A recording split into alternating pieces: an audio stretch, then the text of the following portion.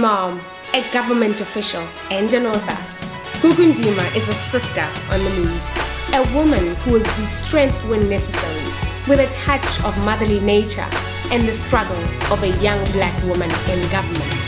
Join me as I discover the inspirational story of Gugu Ndima's ambition.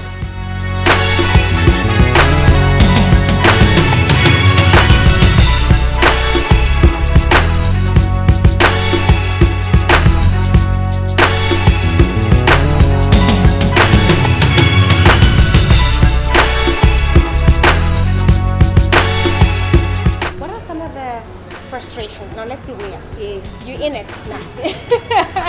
So I would literally knock at doors of Media 24.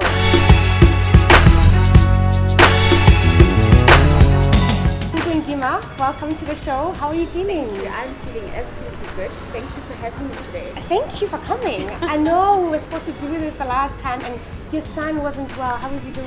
He's absolutely fantastic. Is he but good it's now? all in a diary of a mom. So Of yeah. course.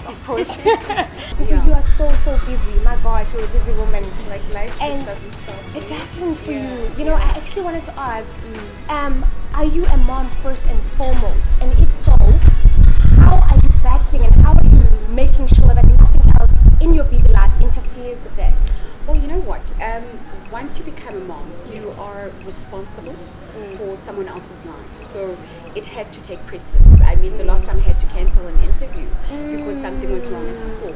So for me, it's no longer an option, but it's a maternal obligation, a responsibility that I have to take first and foremost. Because if anything happens, you know, I'm the first point of contact. I've given life to this person, and yeah, you have to be responsible. My little one is just turned 8 months. It's a little girl. And like you, I'm pursuing my passion. I'm out there. I am living a busy life. But I'm trying to understand, you know, how am I going to play this role of being a mom and you know, just going about my business to make sure that I provide for my little one. Look, I can imagine. Yeah. I mean, you find there's a lot of single women out there. In fact, I'm a single parent at the moment. So there's a lot of things that we have to deal with.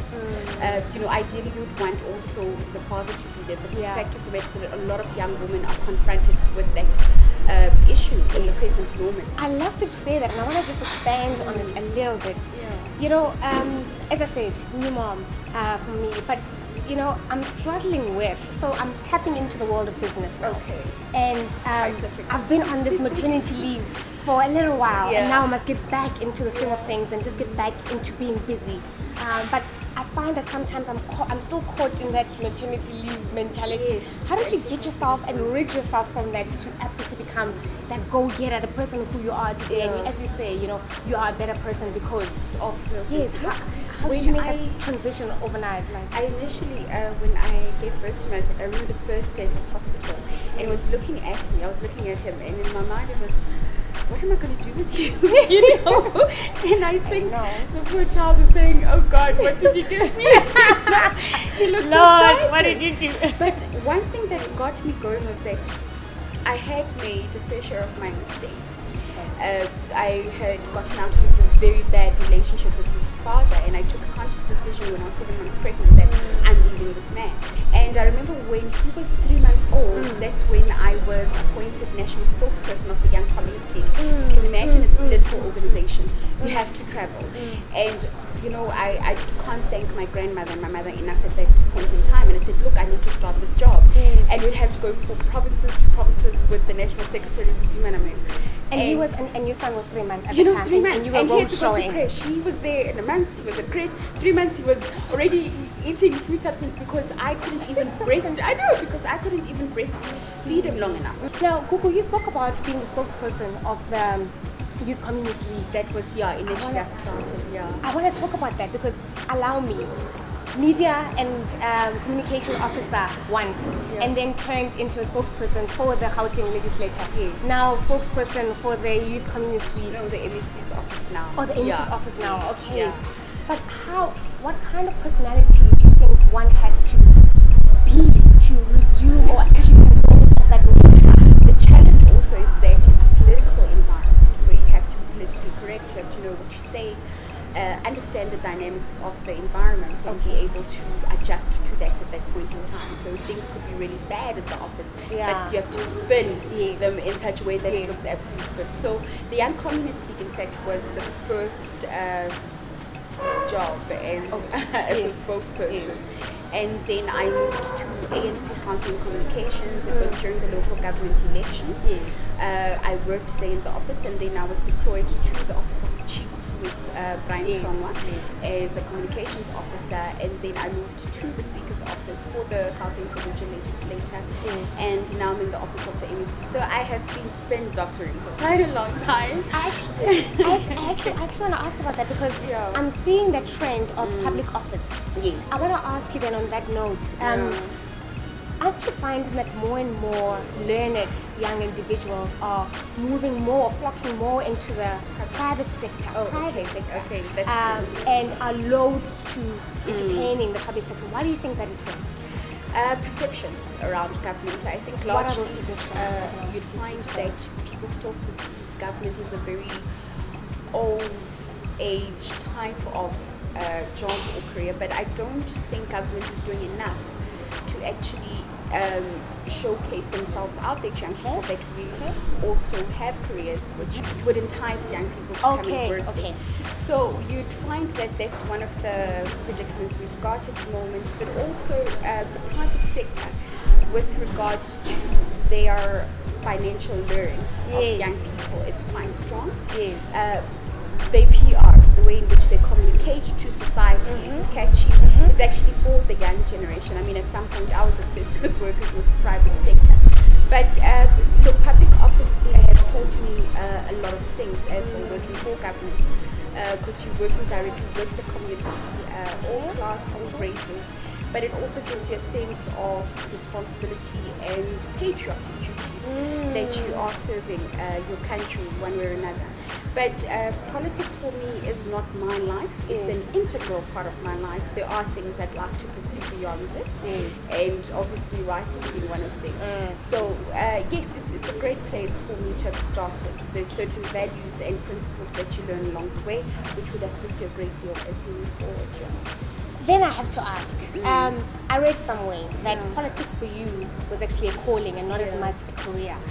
What does that mean, it was a calling? It wasn't a choice. It wasn't a choice. I didn't sit down and say that I'm going to be in politics. Circumstances and I guess a certain passion made me be part of it. Little did I know, if someone said to me 7 years ago that you would be active, you would be actually in politics or public office in this way, I really would have looked at them and say, really, you know. But life circumstances, but also your passion, things that you're supposed to do, will lure you. Not necessarily lure you, but will divert you to where you need to be. There's a difference between where you want to be and where you need to be at a certain point in time. And when I look at it now, 6 years later, I don't think I would have been in any other place than this. Not just in the context of my career, but for my contributions in broader society. I mean, the people that I've met, the people that I've interacted with at this level, it's been a blessing, and I think it's an opportunity that I was afforded at a privileged age, a young age, and being able to grow within this environment. So, when you spoke about circumstances, I'm going to get personal. What do you mean by circumstances? How did you just land up in it? Look, I've always been active, and I've always said it's something that was there. I mean, from student politics moving right up to the ANC League. I've also served in the ANC League. So everything at that point in time actually became different events in my life happening, moving me towards a certain place. I mean, prior to actually even being a national spokesperson of the Young Community, I was in the private sector discovering health. And I remember when we weren't supposed to go and vote, I wrote a huge letter to the CEO, Adrian Gore. And then, you find yourself in areas which actually remind you of the passions and things that you need to do with your life, because your life is not yours individually, but it's used for a greater cause in society. What are some of the frustrations? Now let's be real. Yes. You're in it now. The simplest way to answer that is that political science as a course in institutions of higher learning and politics in society are two vastly different things. There's a very westernized and American perception, European perception of what politics should be. So watch Scandals, watch the fix and think those are politics. Madam Secretary. The reality is that our politics are very far from that, and I think people tend to get in naively assuming that it's a great office. I'll be there in my stilettos and I'll be serving the office of the president. And our politics are orientated quite differently. I mean, an organization is elected into politics majority, which is the African National Congress at that time, and it starts with branches. So people tend to forget that there are certain ground pillars that actually would lead you to a certain space. And a lot of people question why X, Y, Z is in politics, leading in a certain office, but they don't have a political science degree. It's two different things. It's about understanding the political and socio-economic orientation of your country and being able to understand the dynamics within that, and that would actually lead you to politics. So I think young people tend to look at what the media perception or the TV perceptions of what politics are. But it's about people, it's about society, and the reality is that South Africa is very far from those American politics, So basically you need to get your hands dirty sometimes. Precisely. It really requires that. And to remember the bigger picture. Get dirty. Yes.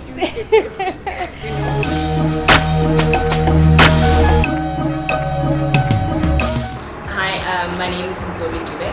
I'm the office manager in the office of the head of department. I met Gugu Ndima a couple of months ago. I think it was in June. Gugu, we didn't know who she was really until somebody informed us that she actually published a book. And I went to Google. Let's Google Gugu. We found her there, and I wish I had shut my mouth the day we met her. She could be our next president for us. I mean, give her a couple of years, she could be our youngest female president. My first impression of Gugu, well, she's a level higher than me, so I thought, well, here's a director, everything needs to be kept professional and so forth. So we didn't immediately kick it off. But our first conversation, we had so much fun. And that's when I realized that she's actually such a warm person. She's actually funny. More than anything, yes, she's very smart and intelligent, but she's hilarious. She makes me laugh all the time. Okay, so now we're done with politics. Yes. I really want to talk about your writing now. All in a girl's life. My gosh. 5 different women from different backgrounds, different experiences. Was this inspired by something that you had personally gone through? Of course, there's always a You have to trait. tell. There's always a trait about that Do in share. every character. When I actually started the book, I didn't even think it would be a book. I was sending someone the abstracts of things that I was writing, also through the diary. And he said to me, Gugu, this would actually be a good story. This would actually be a good story. Why don't you continue? So what I would do is that I would write, send an email to him. This is what I wrote for the day, and get back. And he says, look, I know someone who's self-published. Why don't you just do it, pursue it, because you've got talent. And largely, it's influenced, yes, by my life experiences in all the different characters, but also the different traits that Gugu has as a woman in all the characters. I'll give an example. The main character, Kate. Kate is an established, independent woman. She's a single parent. She's, trying to find her way in life. She's starting businesses. She's moving from one townhouse to another. She's hustling. But she's also got a lot of things that she needs to deal with from her past. A lot of women hang on to pain. A lot of women hang on to a lot of grudges. And Kate depicts that in a lot of ways, where she has to deal with now the baby's father years later, I think there's a lot of Gugu in it. She's also a Absolutely. single As you're saying it, I'm parent like, and all of that. that is so you, given everything you've said. Yeah, and then another thing nice about the book is that it's also diverse characters. You've got Portia, who's probably an extreme of Kate. She's a Pantula chick from the township, very aggressive, quite frank in the group. She keeps the group together. But also she's got her issues of trust with the man she's with, Uprabe, whereby, women tend to, when something goes wrong once, you become paranoid, you're always asking questions, you end up not trusting your partner. Correct. She's got that issue to a point that she's driving the guy where the guy actually has an affair. And she discovers that this man's having an affair and there's a child involved. So you can imagine. So you can identify with all these characters. Even at times, even not necessarily with the story, but the types of characteristics they have. At times I think women can be cautious, especially black Given women. circumstances, yes. A Kate, we've got a lot of young Kates in this world where you'd find that we tend to take more than we can actually handle. Especially financially, getting to debt. You've got a beautiful car, you live in a townhouse, but you're drowning in debt. So Kate is also like that. And also Terry, the nerd who's from university, she's dating a foreign national guy, Zimbabwean, and you can imagine a lot of young women who are dating, for example, Nigerians and so forth. You have to introduce this person to your family. The contradictions, the xenophobic remarks, there's still and stuff like that. So the book, in essence, is a depiction of the current challenges that we're confronted with as young women in our lives as we try and navigate life. But more importantly, it actually exposes the new trends and challenges that we are now confronted with. For example, the notion that a woman needs to be married in order to be validated in society. A lot of young women find themselves in quite toxic relationships because you want to keep up this facade, image, the status quo. I've got a husband, and you also confronted with the fact that in as much as you succeed, your family will say, but when are you getting married? All of those questions. And it's things that are real, so in as much as the book is fiction, but there's a lot of reality to it. Yes. Where can I buy this beautiful book? Okay, at the moment you can get it at Zara Books. I also sell it privately, self-published. Okay. But we've relaunched it. We relaunched the book in September, and it will be now distributed in CNA and other bookstores. It's been quite a journey to write this book. It's been actually interesting, but it's not the last book I'm writing. I'm actually on the second and third book as we speak. Ntombe Ntle, which speaks about a young woman who escapes an abusive polygamist marriage in KZN, as well as Such is Forbidden Fruit. That is going to be very, very, very interesting about how men fall into affairs, how women start dating younger men. It's got a lot. It's got a lot of things. It's actually very nice. Yeah. So tell me, I have to ask, just as a young black writer, what are just some of the challenges that you faced as a young black writer? One, self-publishing has been daunting. Secondly, the industry of publishing literature is still very elite and white. People that control and manage it are still, it's the majority white people. Distribution is mortifying in South Africa if you are not linked to a recognized white publishing house, and I'm talking about ownership here. It becomes very difficult. It's got a lot of red tape, and that's one of the reasons why I think I'm grateful I self-published, because it's exposed me to some of these challenges, and I'd like to help others who want to publish. Okay, definitely.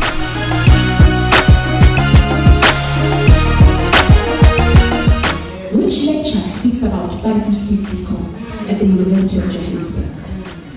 This is our struggle, fellow writers, or must I say, fellow writer fighters. We must open this platform, ensure that we see black writers get published, their books get distributed far and wide, but also ensure that we transform them to award-winning films. You cannot disassociate writing, filmmaking. It's all an integral part.